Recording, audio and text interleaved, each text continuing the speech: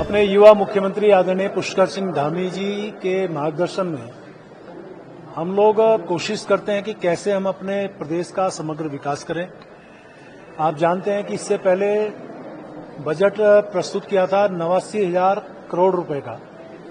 और उसके बाद जो आवश्यकताएं या नई स्कीम्स आई उसमें भी हमने अनुपूरक बजट के माध्यम से प्रावधान किया है। ये 5,013 करोड़ का है, जिसमें 3756.89 करोड़ रुपया राजस्व पक्ष में और 1256.16 पूंजीगत पक्ष में हमने प्रावधान किया है। और आपको जानकारी देना चाह रहा हूं कि जिस प्रकार से माननीय धामी जी ने एक संकल्प लिया है कि हम लोग हर क्षेत्र में, यदि याद हो तो पिछली बार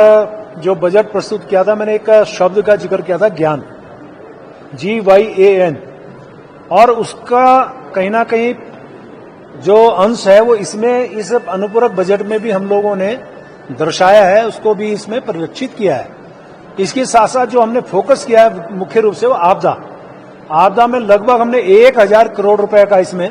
प्रावधान किया है। अनुरक्षण में हमने इसमें कोशिश की है कि जैसे हमारे यहाँ बार बार मेंटेनेंस और इसकी हम लोग बातचीत करते हैं तो उस पर भी हमने प्रावधान किया है, शिक्षा में प्रावधान किया है, और जो हमारे वाइब्रेंट जो विलेजेस हैं,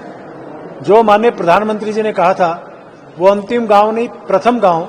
यानी उसके लिए भी हमने 130 करोड़ का प्रावधान किया है। कुल मिला के यदि मैं कहूं, आप देखिए कि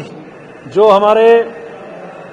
सॉलिड वेस्ट एनजीटी के निर्देश पर हमने जो प्रावधान किया 120 करोड़ रुपए का, स्थानीय निकायों के सशक्तिकरण के लिए 45 करोड़ का, टिहरी झील, आप जानते हैं कि जिस प्रकार से पर्यटन पे हमारा फोकस है और उस पर भी हमने 50 करोड़ का उसके विकास के लिए प्रावधान किया है। नाबार्ड पोषित लघु सिंचाई योजना के लिए 40 करोड़। अब ये जो लघु सिंचाई है एक तरह से किसानों से संबंधित यानी अन्नदाताओं से संबंधित विषय मैं कह सकता हूं। राज्य संपत्ति के द्वारा जो हमारे यहाँ कुछ भवन बनने हैं, जिसमें अयोध्या है, वाराणसी है और रुद्रप्रयाग है, चंपावत है, ये उसके लिए भी हमने इसमें हमने लगभग 25 करोड़ का प्रावधान किया है। एक जो बात मुझे कहनी है वो ये है कि हमने अपने परिवारों को कहाँ हम लोग कितना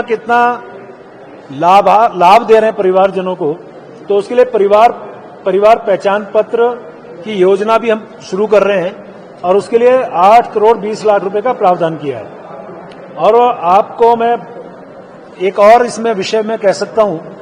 कि मुख्यमंत्री उड़न खटोला योजना जो अमृतसर है, बनारस है, कुछ हमारे अपने स्टेट के अंतर्गत है, उसके लिए मैंने 5 करोड़ का इसमें प्रावधान किया है। और कुल मिला के यदि मैं कहूं, हमारे यहाँ समग्र शिक्षा के लिए 698 करोड़, हमारे यहाँ राष्ट्रीय ग्राम स्वरोजगार अभियान के लिए 36 करोड़, छात्रवृत्तियों, ये फिर वही छात्रों से जुड़ा हुआ विषय आ जाएगा, युवाओं से जुड़ा हुआ विषय आ जाएगा, उसके में छात्रवृत्तियां होती 27 करोड़, मुख्यमंत्री स्वरोजगार योजना 20 करोड़, और साइलेज दुधारू पशु पोषण ये किसानों से संबंधित 10 करोड़,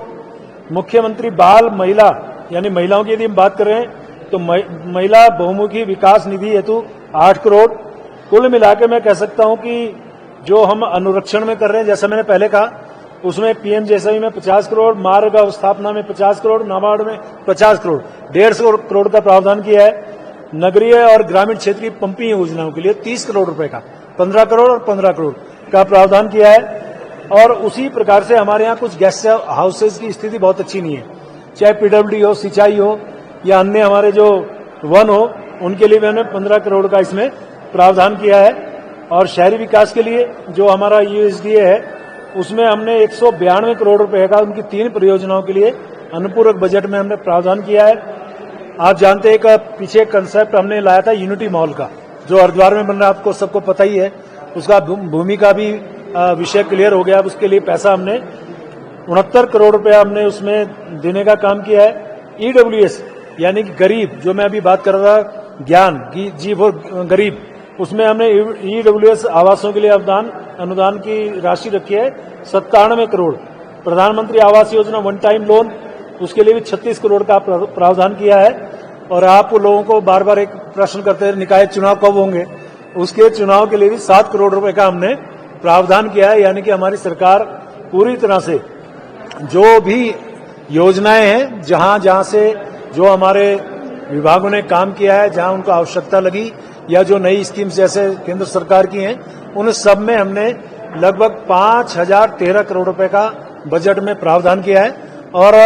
ये पूरा आकार यदि मैं जोड़ लूं तो लगभग 94,000 यानी 89,000 और 5,000 को मिला के 94,000 करोड़ का ये बजट हमारे इस वर्ष का हमारी सरकार के द्वारा इसमें प्रावधान किया गया।